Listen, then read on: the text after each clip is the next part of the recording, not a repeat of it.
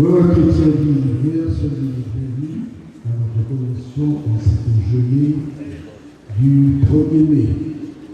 C'est le moment pour nous hommes d'offrir le brin muguet à la femme de sa vie. C'est une vieille tradition qui nous vient de la France qui a plus de 500 ans et qui, pour certains dans le monde, pensent que c'est un vrai de bonheur, un bonheur d'accomplissement. Nous, qui sommes chrétiens, nous savons que ce n'est pas le brin muguet qui nous apporte le bonheur, mais c'est un nom, celui qui s'appelle le Christ de Seigneur. Voilà, je voudrais remercier notre confrère du conseil de direction, Jean-Louis Lefebvre, de la catholique ce matin, de pouvoir m'adresser à notre Église. Et comme nous avons toujours besoin de prière, on va demander à un futur étudiant qui prie déjà pour vous, frères et sœurs, pour que vous compreniez le message, et qui prie aussi pour moi, pour que je m'explique bien plus simplement, parce que parfois, nous, pasteurs, on est trop difficile, on est compliqué, et les chrétiens ne comprennent pas. Alors, face au Seigneur, que la prière de notre petit frère soit exaucée, pour vous comme pour moi. Bienvenue.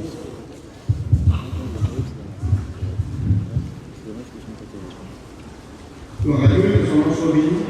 Voilà, on prie ensemble. Seigneur, dans ta grâce et dans ta bonté, Seigneur, éternel Dieu, nous savons que tu es un Dieu merveilleux, Seigneur, tu prends soin de ton peuple, Seigneur. Et toi, ce matin, Seigneur, ton peuple qui s'est rassemblé, Seigneur Jésus-Christ, pour être béni, pour recevoir ta parole, non, Seigneur, être condamné, Seigneur, à l'écouter, mais à mettre en pratique surtout, Seigneur, ta parole. Alors, Seigneur, je te demande de disposer leur cœur, de les bénir, Seigneur Jésus-Christ, et de bénir notre ancien présent, Seigneur, qui a besoin aussi de ta grâce, Seigneur, pour annoncer ton nom, Seigneur Jésus-Christ. Que ça puisse, Seigneur, fortifier et encourager, Seigneur Jésus-Christ, pour les jours suivants, Seigneur Jésus-Christ. Nous te remercions pour ta grâce. Amen. Je vous apprendrai en vous disant que dans nos régions, nous avons énormément de futurs étudiants qui attendent de pouvoir entrer dans l'école de Dieu pour prêcher la parole de Dieu. Ce qui est pour nous une bénédiction, seulement que de dire que notre mission millénaire ne manque pas de serviteurs de Dieu. Personnellement, j'ai 5 petits-fils qui attendent de pouvoir y entrer. Il y a un certain homme, ce Sauge, Carrie, Delotti, Bonheur, que Dieu bénisse ces garçons et qui, en attendant d'entrer dans notre école, eh bien, qu'ils disent toujours leur vie, parole de Dieu. Nous sommes conscients, frères et sœurs, des événements qui actuellement sont en train de frapper le monde dans lequel nous vivons. Les catastrophes frappent la terre, inondations, les volcans en éruption, la guerre dans différents endroits dans le monde, sans compter les tremblements de terre, et sans oublier bien entendu l'action qui se déroule actuellement au Proche-Orient, en Israël.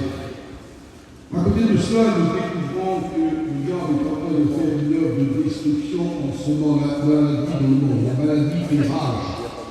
Et face à ça, l'Église de Jésus-Christ, pour un certain nombre de gens, est en train de subir ce que nous appelons, nous, pasteurs, un ralentissement spirituel. Et bien, voyez-vous, toutes ces choses que nous sommes en train de voir à la télévision et que nous écoutons à la radio, frères et sœurs, le Christ Jésus les avait prédits dans les moindres détails. C'est pourquoi je vous recommande la lecture de l'évangile de Luc au chapitre 21 cet après-midi, quand vous serez chez nous, et lisez attentivement ce que le Christ a prévu, et vous verrez que l'événement commence à s'approcher à une vitesse incroyable. Je voudrais dire ce matin à tous ces futurs étudiants qui sont des centaines dans notre mission. C'est à vous en priorité, jeunes garçons, que je m'adresse ce matin. Et bien entendu, les enfants de Dieu en bénéficieront également. Je voudrais que, quand vous prêcherez l'évangile, que vos messages soient percutants. Il faut être convaincant pour convaincre un monde incrédule qui va en enfer et qui ne s'en rend même pas compte. Voyez-vous, au cours d'une nuit de prière, Jésus a choisi parmi cette foule innombrable qui était devant lui, il a choisi 12 garçons, qui, avant leur conversion, n'étaient certes pas des anges, mais après, Ils ont apporté une sorte de révolution spirituelle dans le monde dans lequel ils vivaient. De telle sorte que les gens disaient, ils ont bouleversé le monde. Certainement que sur le plan financier, ils avaient 1000 fois moins que nous avons aujourd'hui. Et cependant, quand on lit les récits bibliques, on découvre qu'ils ont réussi à faire 1000 fois plus. Je vais donc vous lire le récit où Jésus a choisi ses hommes. Il en a choisi 12, comme vous le savez. Et parmi eux, un que le monde entier haït, il ne l'aime pas, on le surnomme le traître. Et j'aimerais qu'avec la grâce de Dieu, nous faisions ce matin la découverte de celui que le monde et que la Bible appelle Judas Iscariote. Et le titre de notre méditation, ça serait « Et si Judas n'était pas le seul traître ?» Jésus avait dit aux pharisiens nationalistes de son époque, « Vous avez pour père le diable. » Là, une réponse pertinente qui montre d'une part qu'il y a des hommes qui servent l'ennemi de nos âmes et qui deviennent ses auxiliaires. Ce qui veut dire que le danger était imminent et qu'il était en train de menacer la future Église de Jésus-Christ. L'apôtre Saint Paul en prononçant ce mot dit « Certains ont abandonné la foi et ils ont fait naufrage par rapport à l'Écriture. » Et que nous allons découvrir, frères et sœurs, le poignant image dans la personne même de Judas Iscariote. Et c'est pourquoi je vous invite avec moi ce matin à le suivre à travers le Nouveau Testament, à savoir ce qu'il a été avant sa conversion, ce qu'il est devenu pendant sa conversion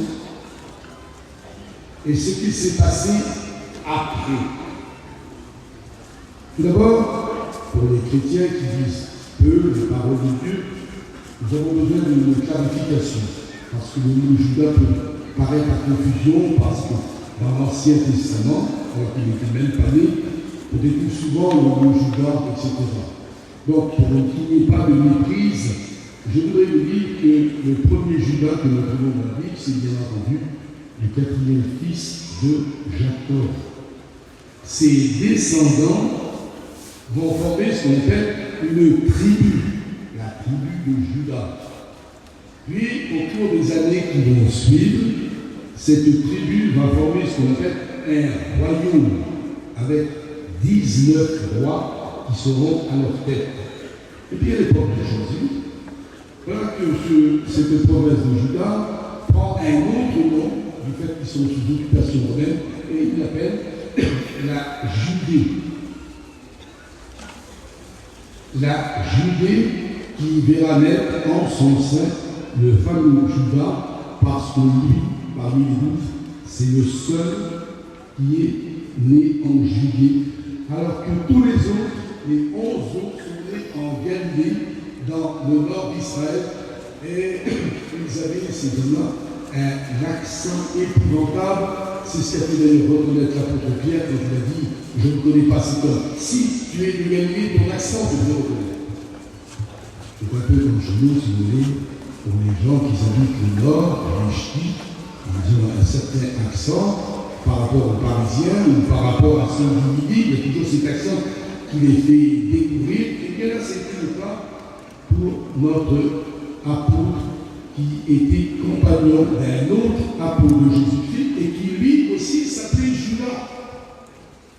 Alors pour ne pas faire la confusion entre ces hommes, ceux qui étaient bien et ceux qui ne l'étaient moins bien, la parole de Dieu nous signale. Jude, ça sera la traduction en français du mot Judas pour ne pas confondre avec celui qui est le traître.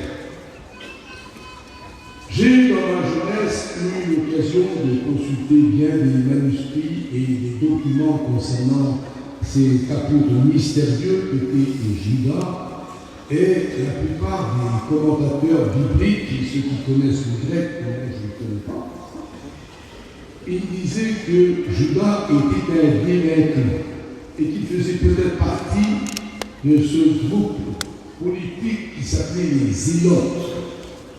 C'est-à-dire que les Zélotes avaient été dirigés par un certain leader et combattaient, si vous voulez, les Romains qui étaient dans leur ville. C'était un peu, si vous voulez, les résistants de l'époque, comme certains Français dans les années 40 résistaient, n'est-ce pas, aux nazis. Eh bien, ce fameux Judas, comme Simon le Zélote, en faisait partie. Alors au départ, c'était des hommes charmants. Ils volaient les riches et ils donnaient aux pauvres. Mais bien vite, ils ont changé de couleur. Ils ont volé pour leur propre compte. Il est devenu un corps d'assassins, de criminels et de voleurs. On est surpris que Jésus va aller jusqu'à choisir un tel garçon. Et c'est là qu'on découvre, frères et sœurs, que le choix de Dieu n'est pas le nôtre. Alors, disons, avant que nous continuons, le récit qui nous montre que Judas, ainsi que tous les autres que nous avons vus tout à l'heure, ont bien et bien été choisis par le Christ lui-même. Nous faisons lecture dans l'évangile de Luc, chapitre 6. Et nous dirons simplement que quelques versets qui vont vous rappeler, bien entendu, la bonne élection que ces hommes ont eu le privilège d'être choisis, non pas par n'importe qui, mais choisis par le Christ lui-même. Évangile de Luc, chapitre 6, et nous lirons, frères et sœurs, à partir du verset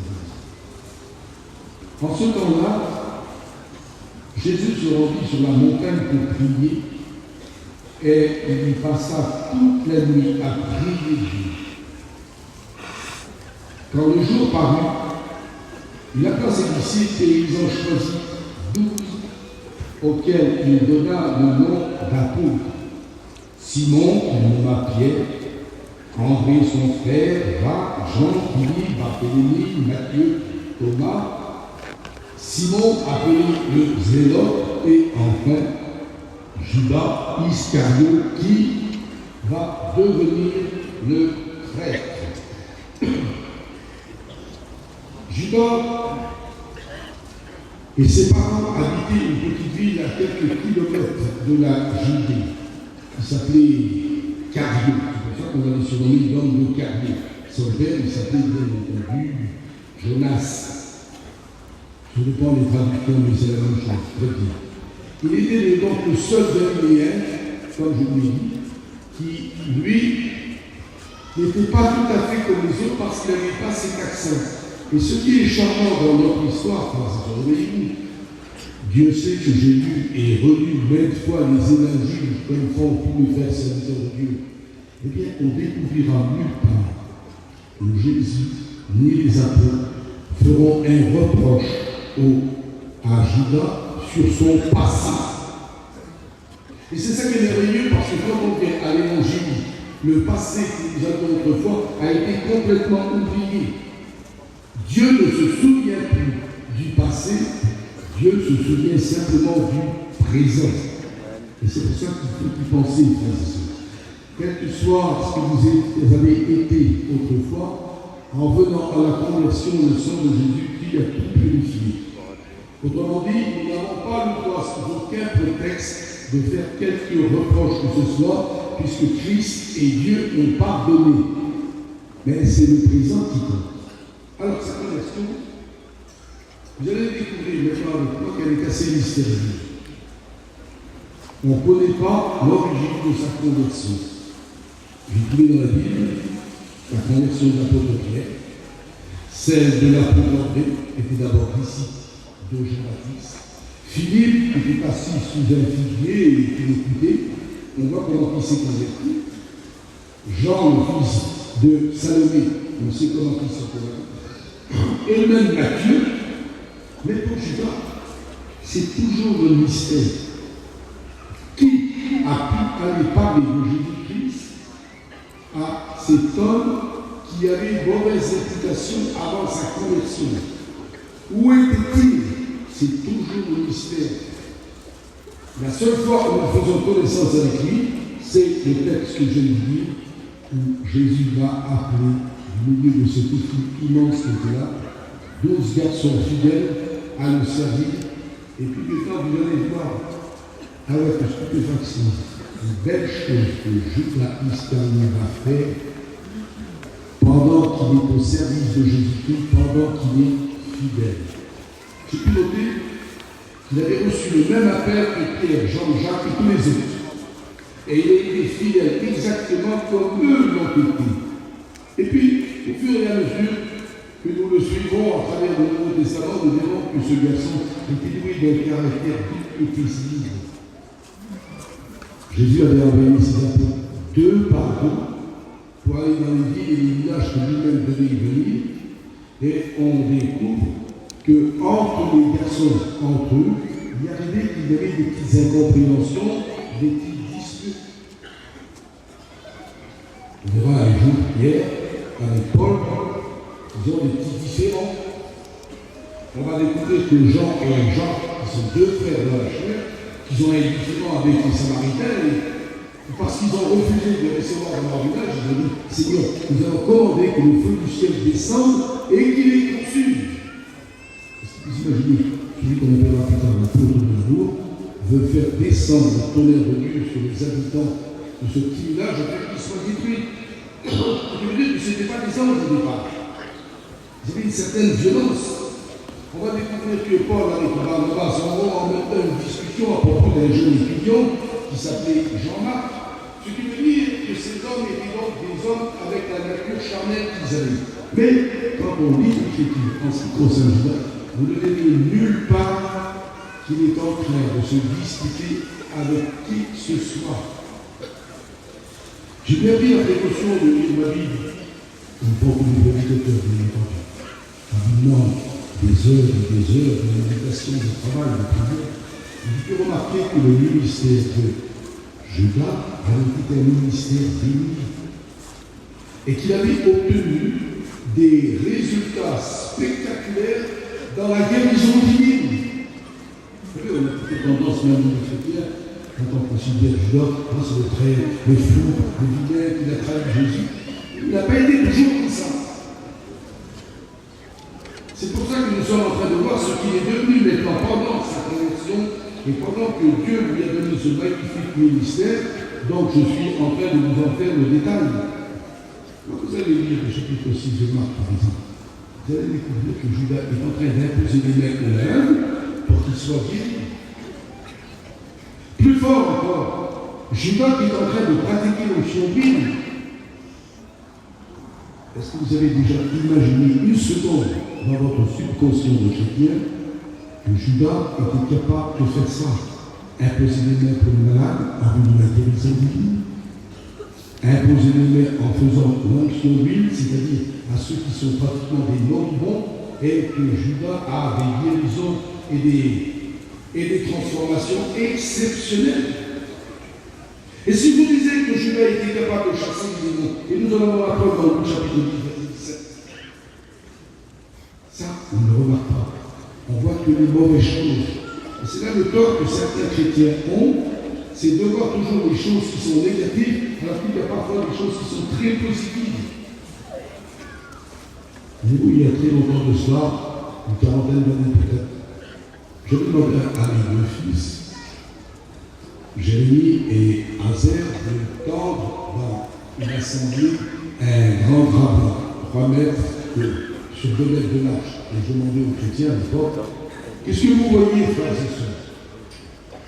Je demandais, un drap blanc. Vous voyez où? Avec mon stylo, en plein milieu, j'ai fait un tout petit point noir. Et je disais maintenant, qu'est-ce que vous voyez, frères et sœurs? Tout le monde dit, un point noir, frère. Et j'ai répliqué, nous avons devant nous 6 mètres carrés de blanc, et vous êtes capable de voir seulement que le point noir. Ça veut dire que pour vous, étudiants, comme jeune pasteur, vous pouvez faire des belles choses magnifiques. Ça ne bougera pas de votre quartier. Faites le moindre faux pas. Et on mettra devant vous le point noir. D'autant plus qu'aujourd'hui, nous avons à combattre un petit truc qui ne pèse pas très lourd, hein, quelques centaines de grammes simplement, et qui nous appelle le téléphone portable. Et grâce à lui, non seulement l'attention des chrétiens est tenue par ces internet de misère, mais le moindre faux pas que peut faire un jeune serviteur de Dieu, vous pouvez être sûr que dans les heures qui suivent, non seulement toute la convention sera au courant, mais toute la France le sera. C'est le plus grand bouchard de tous les temps. Et nous n'arrivons pas à l'enrayer. Que Dieu fasse qu'on ne voit pas que le noir dans la vie d'un homme. Il faut voir aussi ce qu'il y a de bien et de positif. Judas qui est en train de guérir les malades, Judas qui prêche la parole de Dieu, Judas qui pratique l'onction divine, qui chasse les démons. Et puis quand Jésus va faire ce que nous appelons la fameuse multiplication des pains. Vous savez que ça va durer très tard dans la nuit. Et il y a là quelques 5000 hommes et femmes, 5 000 hommes, sans compter les femmes et les enfants. Vous voyez, en tant que jeune pasteur, je me posais la question, mais comment ils ont compté les épaules que les 5 000 hommes? Tout simplement parce que Jésus avait ordonné de faire des rangées de 100, des rangées de 50. C'est comme ça qu'on a su que les 5 000 hommes, sans compter femmes et enfants. Je disais encore cette année à nos frères de Covid, la quantité de nourriture qui a été sortie de ces 5 petits pains, des petits pains d'orge, c'était la nourriture des pauvres, c'était une petite boule, puisque c'était un petit garçon qui les avait. Et au fur et à mesure que Jésus rompait ces morceaux de pain, il reprenait leur forme première, etc., de sorte qu'on a nourri à satiété 5 000 hommes sans compter femmes et enfants, qui peut représenter au moins 10 000 personnes. Et je disais à tous nos frères qui étaient là dans la classe, je disais, essayez d'imaginer, puisqu'ils ont eu à volonté, qu'ils ont été rassasiés. Si vous mettez simplement 500 grammes de nourriture par personne, vous dépassez les 5 tonnes de pain et de poisson. Incroyable. Et parce que Jésus ne voulait qu'on vienne se perdre, il a demandé à ses apôtres, ramassez les morceaux afin qu'on vienne se perdre. Et là, nous avons découvert qu'ils ont ramassé 12 paniers pleins. Ce qui veut dire que chaque apôtre a eu un panier pour lui tout seul pour se rassasier.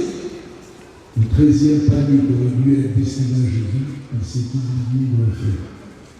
Et là, et bien, voyez-vous, les 5 000 hommes qui sont là, ça veut dire que chaque apôtre a dû servir par terre, ils étaient actifs plus de 400 personnes chacun.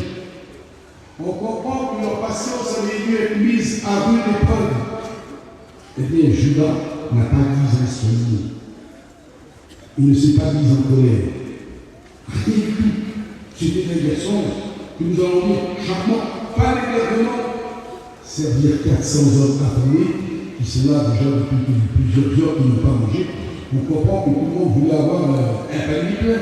Eh bien, Judas a servi tous ces gens sans dire un seul mot.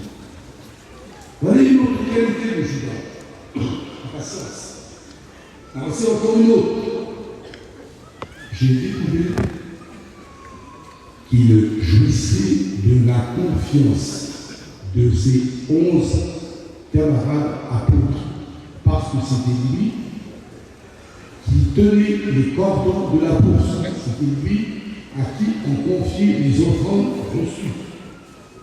Alors, toujours étant jeune pasteur, on est un peu étourdi, moi je ne comprenais pas ça.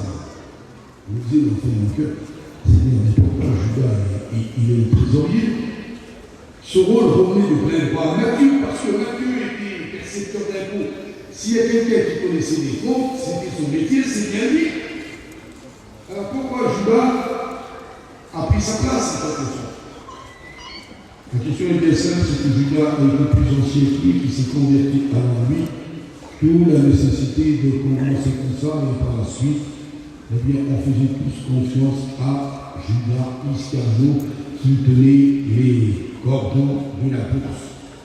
Maintenant, il y a un élément qui va être le déclencheur et qui va nous faire tout comprendre ce qui se passe dans ce cœur qui, en apparence, était magnifique comme on vient de voir. Jésus est reçu chez ses amis, à Béthanie, petite localité à quelques kilomètres de Jérusalem. Si vous saviez des fois que j'ai été dans cet endroit, rappelez ces mêmes souvenirs que les évangiles nous rappellent. Et là, invité par Lazare, par Marie et Marthe. Et pendant qu'on est en train de lui préparer à souper, Marie, la plus jeune des sœurs, prend un vase d'albâtre très cher, puisqu'il coûtait 300 deniers. Alors, pour vous, jeunes pasteurs, pas pour les anciens, ils le savent. Et pour vous, chrétiens, parce que certains ne le savent pas non plus, un denier, c'était une pièce d'argent avec laquelle un homme pouvait faire vivre toute sa famille correctement pendant toute une journée. C'était une pièce en argent qui avait été émise par l'un des empereurs romains, Tibère, et il y avait bien entendu dessus son portrait. On se rappelle quand l'homme qui a une grande propriété de vigne, qui va chercher des vignerons, il trouve des garçons qui vont venir manger et il convient avec eux de leur donner un denier par jour. Donc c'était le tarif normal.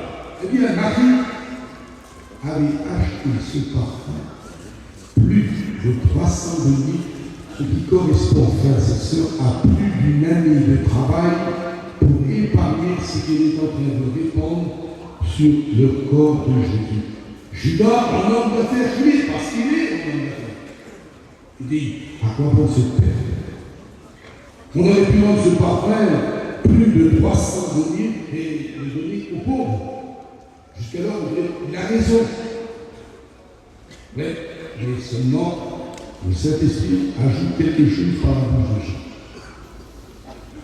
Et là, nous le découvrons dans l'évangile selon Saint Jean. Là, il nous est dit, les 10 esclaves, non pas parce qu'ils se mettaient en peine des pauvres, mais parce qu'ils étaient voleurs et qu'ils prenaient ce qu'on mettait dans l'offrande. Ah, maintenant j'ai compris. La chute de Judas ne s'est pas faite, frères et sœurs, du jour au lendemain. Car alors, comment expliquer qu'un garçon, en apparence calme, doux, plein de qualité, qui va devenir le traître que nous connaissons? Comment un serviteur de Dieu si haut placé puisse-t-il tomber si bas du jour au lendemain? Non, ce n'est pas possible. Vous ne verrez jamais un homme de Dieu sur un espace rempli du Saint-Esprit qui prêche avec conviction et que demain qu'il soit dans le monde. Ça n'existe pas. La chute, elle est progressive. Jour après jour, sans qu'il s'en rende compte, il descend une marche. Aveuglé par l'ennemi qui va lui faire croire qu'il est devenu quelqu'un d'important, un homme moderne. Et cette chute qui est progressive, peu à peu, l'Esprit de Dieu va s'attrister. Et c'est là qu'on est en train de découvrir que la vieille nature d'autrefois de Judas, cet ancien voleur, elle va reprendre le dessus. Et malheureusement pour lui, l'argent va être le tombeau spirituel de son ministère. 30 pièces d'argent, une somme dérisoire. C'était le prix d'un esclave qu'on achetait à l'époque de Moïse, 1500 ans plus tôt. Voyez-vous ce qui est assez impressionnant dans la suite de notre récit, frères et sœurs? C'est que Judas a réussi à cacher ce jeu à tous ses amis apôtres. Il les a tous trompés. Essayez d'imaginer que si Matthieu, en tant qu'ancien percepteur d'impôts, avait contrôlé ces chiffres, il aurait vu qu'il manque de l'argent. Vous laissez entendre que Judas ne voulait pas mettre le nez dans ses propres affaires. Alors que s'il l'avait fait, eh bien, la nature aurait pu reprendre. Qu'est-ce que tu fais, mon frère d'amour? On est toute une équipe ensemble, tu es en train de nous choisir. Pas vivre comme ça. J'ai écouté il y a quelque temps un frère qui était chrétien et qui s'était associé avec un grand païen qu'il faut, s'il est impérativement éviter, frère. Quand vous travaillez avec des chrétiens, ne prenez pas le monde païen avec vous, parce que vous êtes honnête, vous dites la vérité, et l'autre dira le contraire. Et étant donné que si vous fermez les yeux, vous participez au même péché. Alors, ils étaient en train de faire un petit peu de peinture sur la maison, et le chrétien, fidèle, il a travaillé, puis bien. Seulement, pendant l'absence de monsieur, le païen a visité la maison. Alors, il s'en va, il peut toujours voir ça. Il a beaucoup d'argent. Et ça, le chrétien ne sait pas. Et puis, une fois que tout est fini, voilà qu'ils ont été réglés. Alors, le chrétien, Judas gentil, il dit voilà, on a eu ton fruit, ça nous fait chaque temps. Et puis, il ressort en grossesse. Ah non, ça ne fait plus, il est là. Moi, j'ai toujours 100 000, c'était des francs à l'époque. Le chrétien dit ah non, mon frère, je ne peux pas prendre 50 000, je suis chrétien. Donne-moi 30 000, ça y va.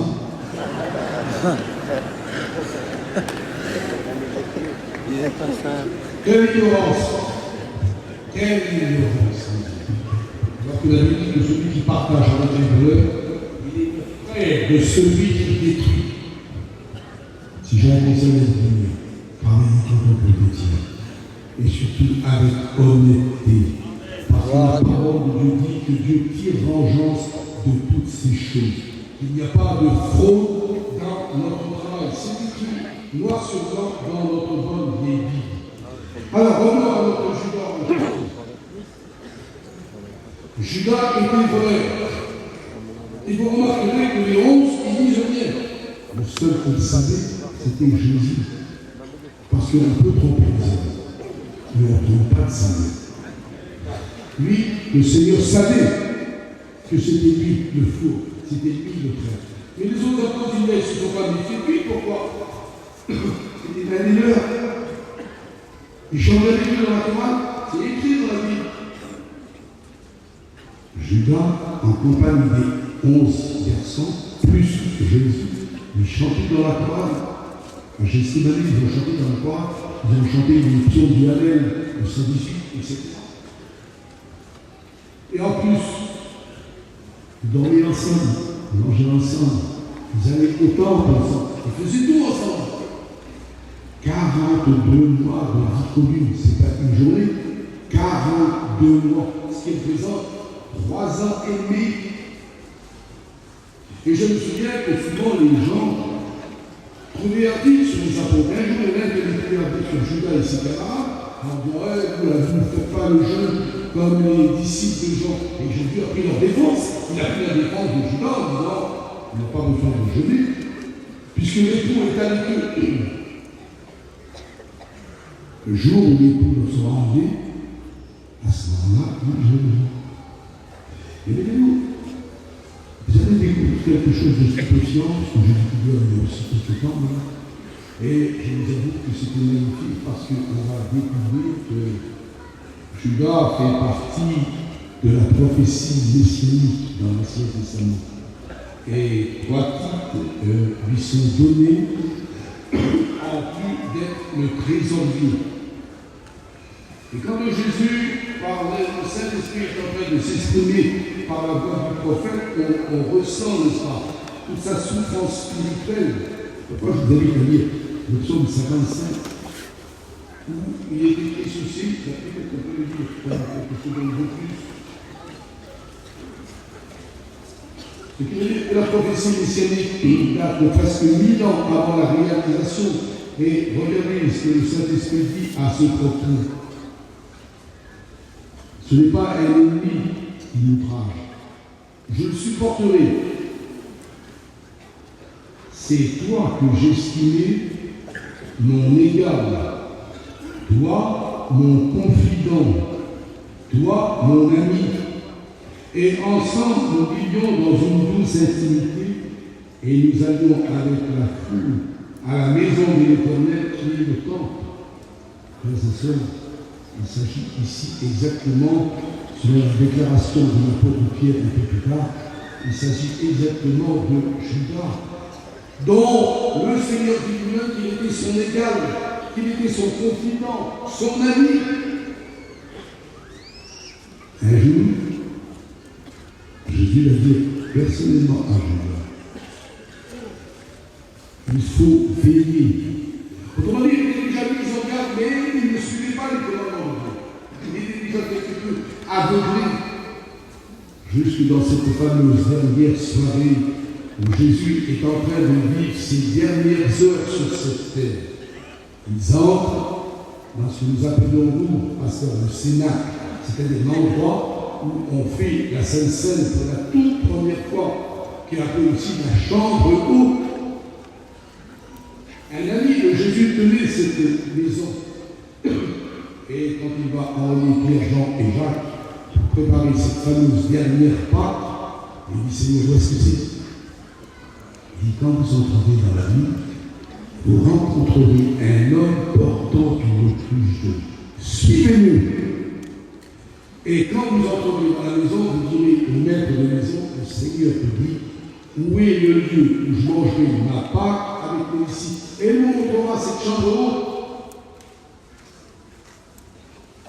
Chambre bénie. Nous, pendant de très nombreuses années, j'y suis allé, recueilli avec les pèlerins qui venaient, ça a toujours été une bénédiction. C'est là que Jésus m'a fait la toute première Sainte Seine. Frères et sœurs, pendant les 3 ans et demi de son pèlerinage sur la terre, Jésus n'a pas fait la Sainte Seine. Il en a fait une seule, la première, et ce sera la dernière. Et c'est dans cette fameuse soirée que Jésus va laver les pieds de ses apôtres et que Judas se laisse laver et que Pierre refuse. Non, pas moi, c'est moi.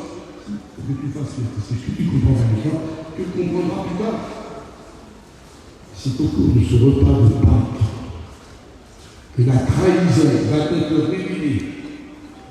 Parce qu'il est dit que dans un moment d'émotion, Jésus a dit, l'un de vous me trahira. Les 12 s'interrogent, regardent autour eux. Et chacun leur tour, ils disent, est-ce moi, Seigneur? Et chacun des apôtres vient trouver Jésus, est-ce que c'est moi qui l'ai trahi, Seigneur? 11 réponses. Non, c'est pas toi. Non, c'est pas toi. Non, c'est pas toi. Quand Judas arrive, et qui lui dit, est-ce que c'est moi, Rabbi? Et Jésus va prendre un morceau de pain, c'est pas celui de la Sainte Seine, il ne voit pas le pain. Et il le trempe dans la sauce, là où on cuit justement le fameux agneau pascal. Et il lui tend en disant, tu l'as dit, ce que tu fais, ce que tu dois faire, fais-le vite. Les 11 qui sont là, ils comprennent rien du tout. Ils ont cru que Jésus lui a dit, va acheter ce que nous avons besoin pour la Pâque, vous nous donnez quelques petites pièces à ceux qui sont malheureux. Vous n'avez pas compris. Et dès que le morceau de pain fut pris, regardez l'événement qui va venir parmi les 12 apôtres. C'est l'apôtre Jean qui est le témoin oculaire.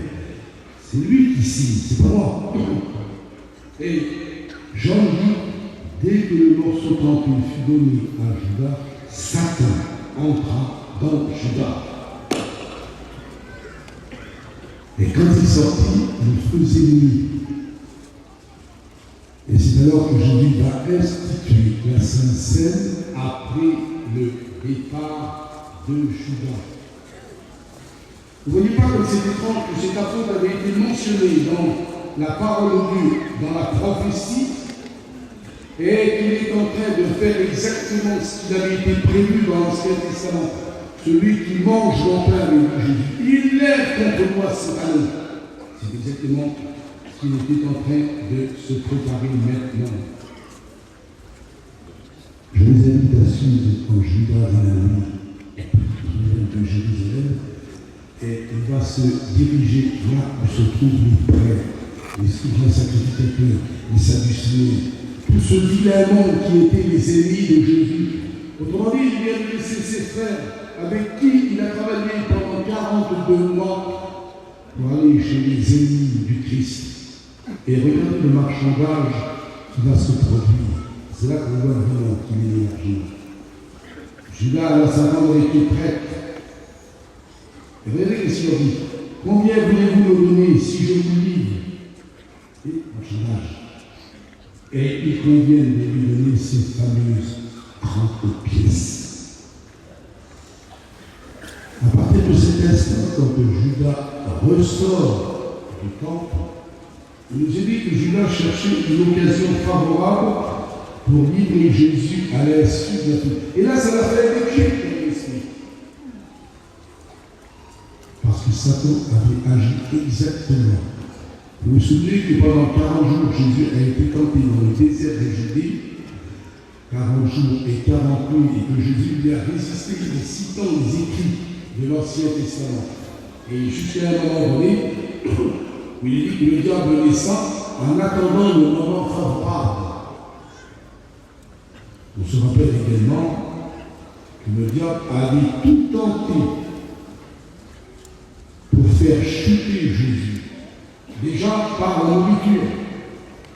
Vous savez, il y a cet endroit de la tentation, nous y sommes allés voir des fois.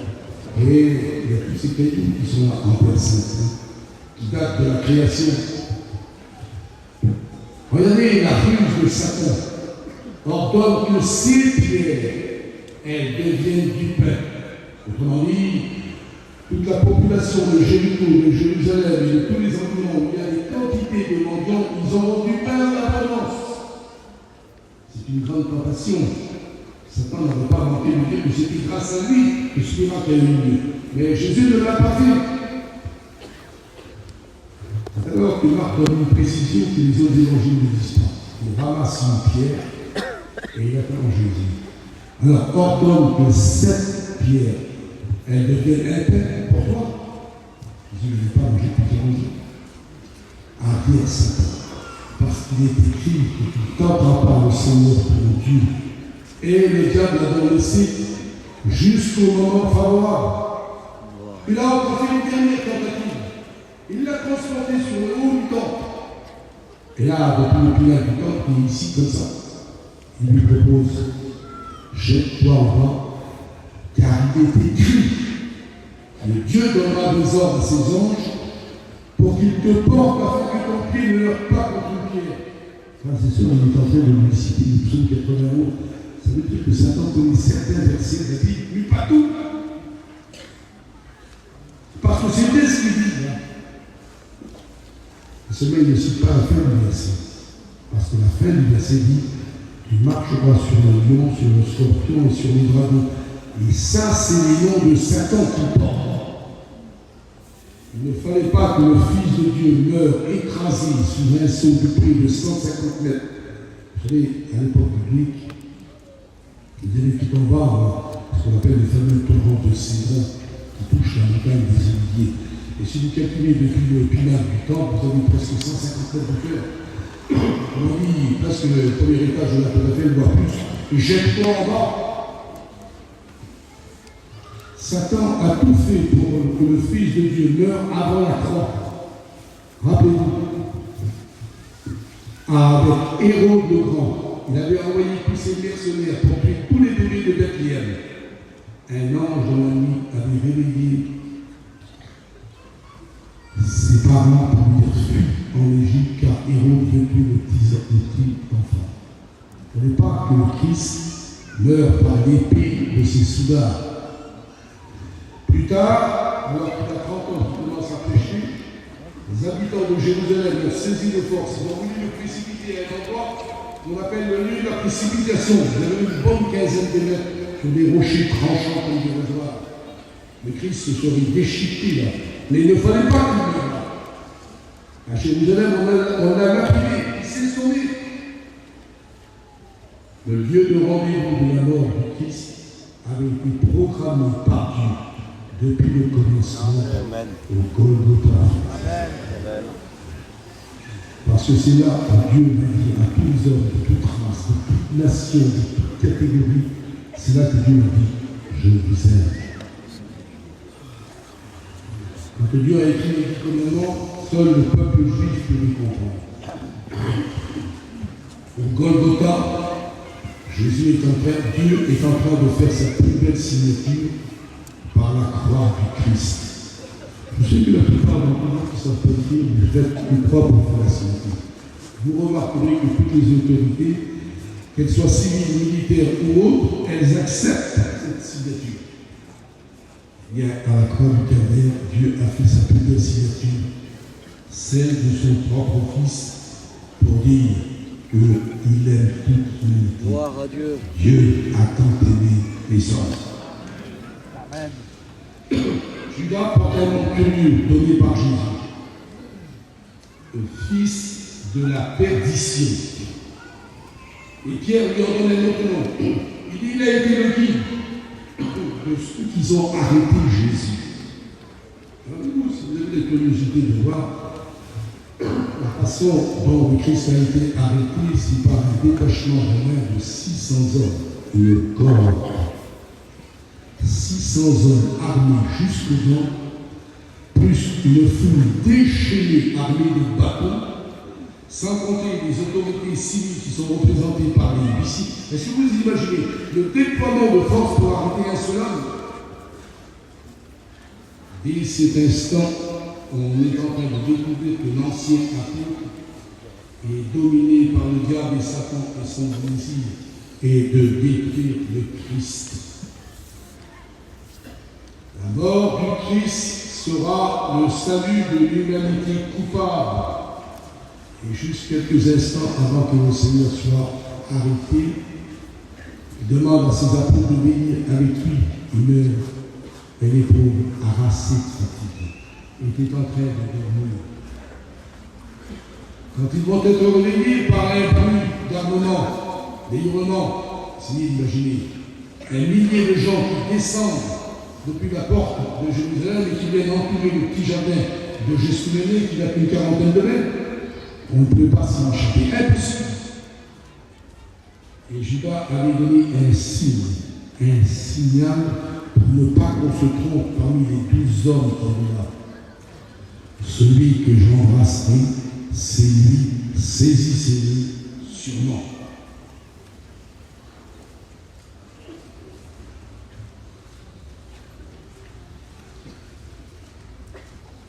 Dès que Judas arrive dans le jardin de Gethsémani, il empoigne Jésus, et c'est là qu'on découvre qu'il y a une ferveur qui est inhabituelle, parce qu'il le tient dans ses bras en lui disant « Salut, Rabbi !»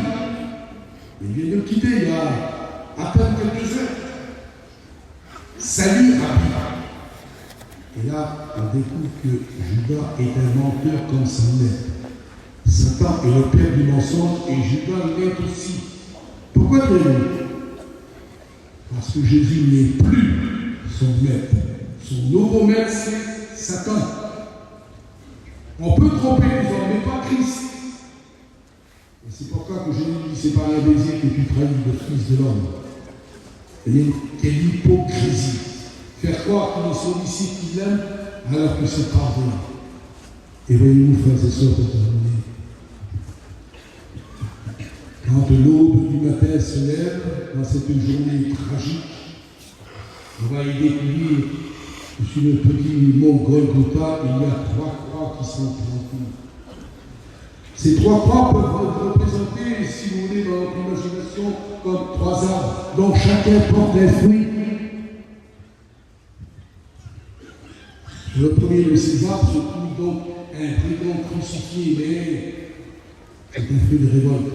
Si tu es fils de Dieu, sauve-nous toi-même. Révolte. Sur le deuxième arbre se trouve un fruit de repentance. Et ce garçon, au seuil de sa propre mort, va faire dans les minutes qui suivent, frères et sœurs, 4 découvertes qui vont l'emmener jusqu'au paradis de Dieu. Regardez ces découvertes. Ne crains-tu pas Dieu, toi qui subis la même condamnation? Car pour nous, c'est justice. On a ce qu'on mérite, mais lui, il n'a rien fait.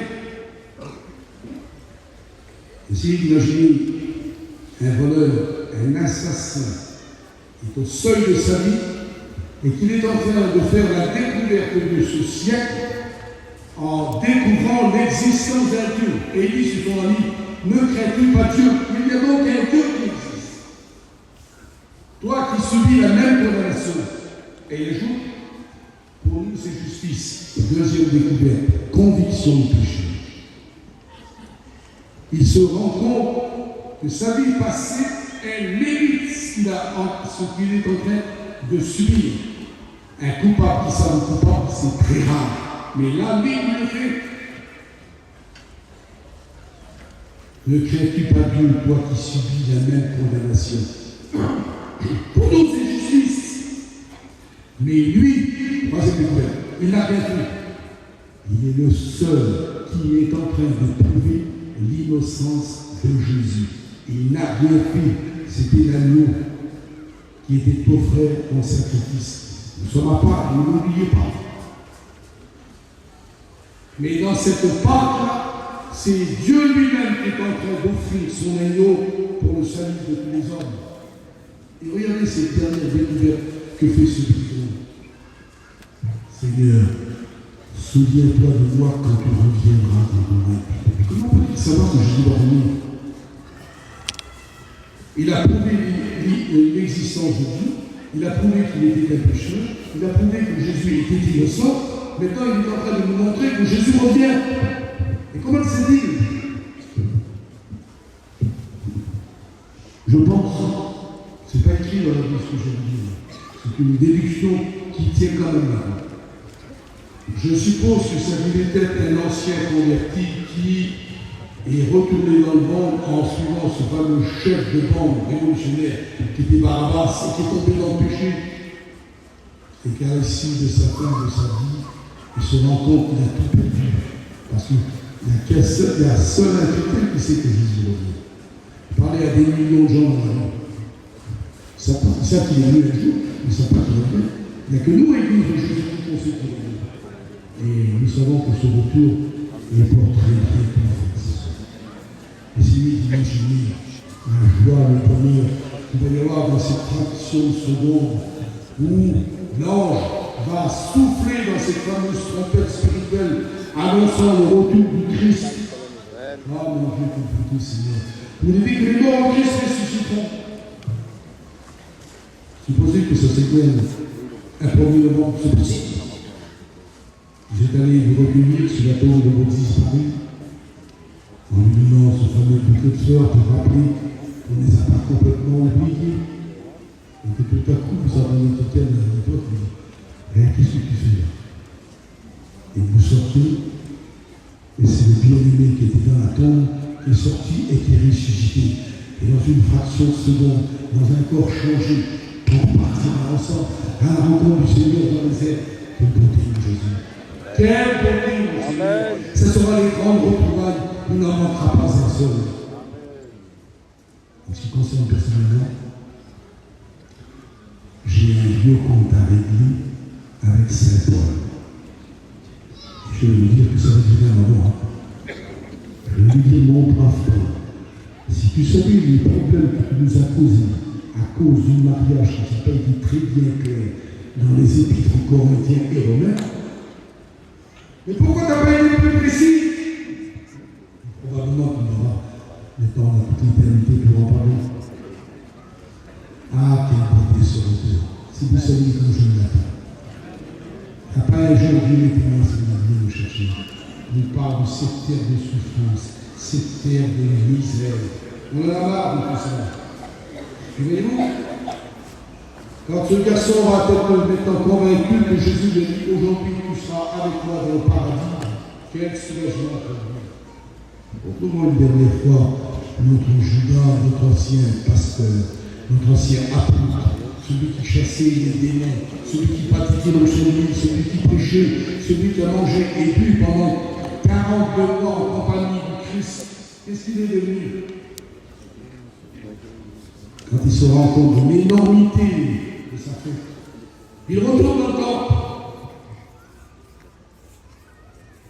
Et là, pharisiens, scribes, sadducéens, il le voit. Que viens-tu chercher à libérer? Ne me donnez pas ce nom d'amis, je suis un traître, un infâme, j'ai trahi sa leçon. Regardez la réponse de Judas. Que nous importe? Cela te regarde. Et Judas essaie de faire taire sa conscience qui l'étouffe.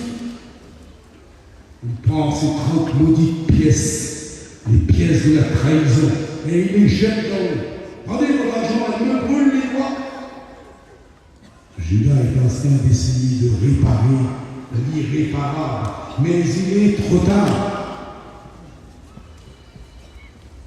À sa sortie du temple, Judas vient par une force mystérieuse à se diriger vers un endroit bien précis que la Bible appelle la vallée de Hinnom. Cette vallée, c'est là où on a sacrifié les bébés juifs à l'époque des rois d'Israël. Jérémie l'appelle la vallée du carnage, la vallée de la gêne, là où on prenait les ordures de Jérusalem. Et Judas, avec son remords énorme, et il ne peut plus, on comprend. Alors il défait la ceinture, tout juif avait une sorte de cordelette comme ça. Et la parole de Dieu nous dit qu'il se fend avec. L'apôtre Pierre qui va sur le lieu de l'assassinat, le lieu du suicide, il nous en fait le récit dans les actes. En disant, cet homme ayant acquis un jeu. Remarquez que l'apôtre ne peut plus apôtre Judas, cet homme. L'homme du diable, ayant acquis un champ avec le salaire du crime. Eh bien, figurez-vous que ce fameux champ va être appelé à quel moment appelé le champ du sang. Qu'est-ce qui s'est produit? Bien simple. Ou c'est la corde qui va casser, ou c'est la petite branche sur laquelle l'ancien apôtre s'est tendu. Son corps est tombé. Et il est tombé sur les rochers qui en bas, son corps s'est déchiqueté, coupé en deux. Et toutes ces entrailles, vous l'avez vu, ont été répandues partout. C'est pour ça qu'ils ont appelé ça le champ du sang. Vous remarquerez que par la suite des siècles passés, jamais on ne prononcera son nom comme étant saint. Pour tous les apôtres, on dit Saint-Pierre, Saint-Jean, Saint-Jacques, Saint-Paul. Mais à lui, on ne dira jamais Saint-Judas. Savez-vous pourquoi? Parce que Jésus l'avait signifié en disant l'un d'entre vous est un démon. Et il parlait bien entendu de Judas Iscariote.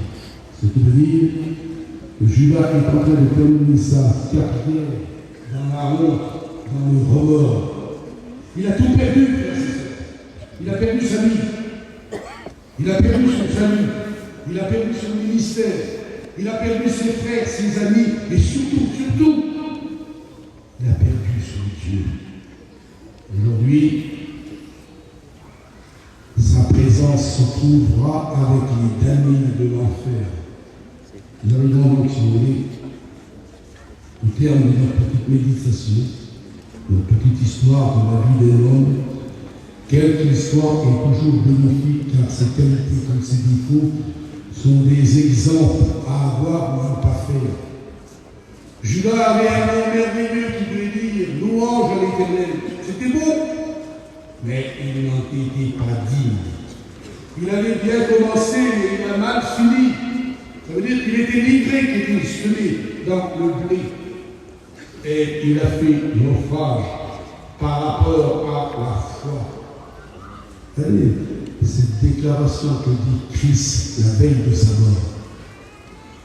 Malheur à l'homme par qui le Fils de l'homme est livré. Mieux vaudrait pour cet homme qu'il soit pané. Et ce qui nous rappelle le jugement que va tomber sur Judas lors du grand tremblement. Il ne voulait pas être assassiné. Parce que la parole de Dieu nous dit que c'est une chose terrible de tomber entre les mains du Dieu vivant. frères, nous avons tous bien commencé notre carrière de chrétien. On s'est converti, on a été baptisé, etc. Restons fidèles. Finissons bien. Nous ne nous laissons pas éblouir par les choses qu'il y a dans le monde. Nous ne nous comportons pas comme si le Seigneur allait revenir dans 100 ans. Il est beaucoup plus proche que vous le croyez.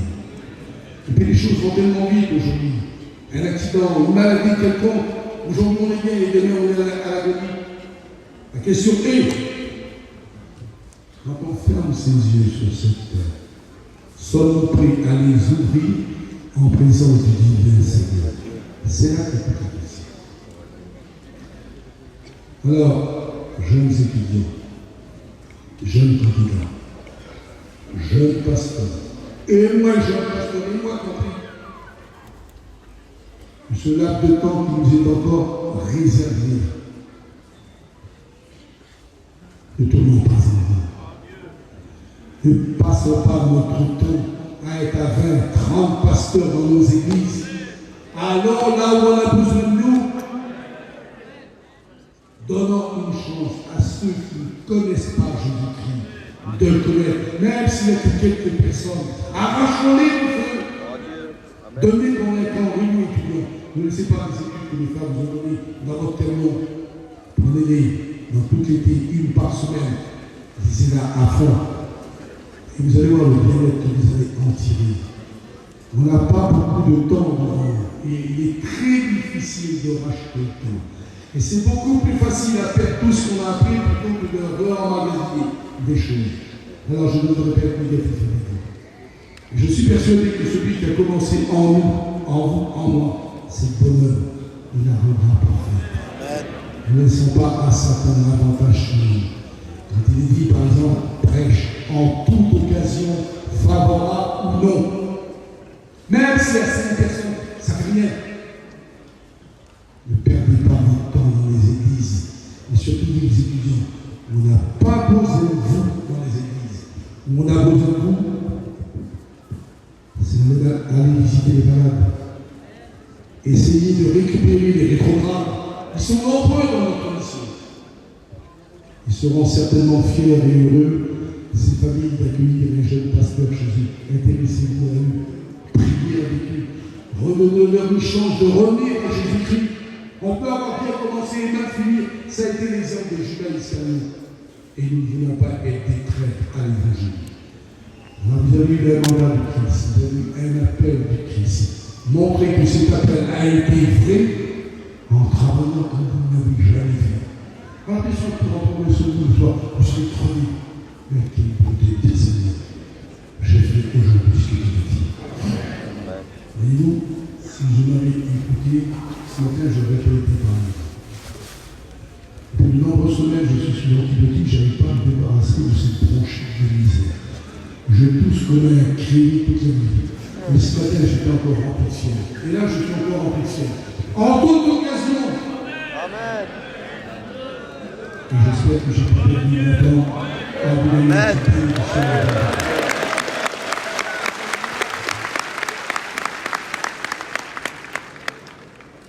Voilà, encore merci à Julie. Merci.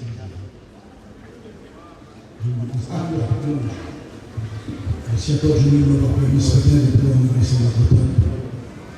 Alors, c'est un membre de notre direction, que je respecte tout comme tout le faire, bien sûr. Vous avez le président, le secrétaire, le trésorier, etc. C'est tous des hommes de Dieu qui travaillent d'arrache-pied. Ils ne sont pas toujours compris, comme les anciens n'est pas toujours compris. Mais ce qu'on a besoin de vous, c'est que vous ayez un petit peu plus d'affection pour nous, de prier davantage pour nous, afin que Dieu nous accorde force et santé pour mieux nous servir. Hein? Voilà, je laisse attendre notre conseiller pour nous.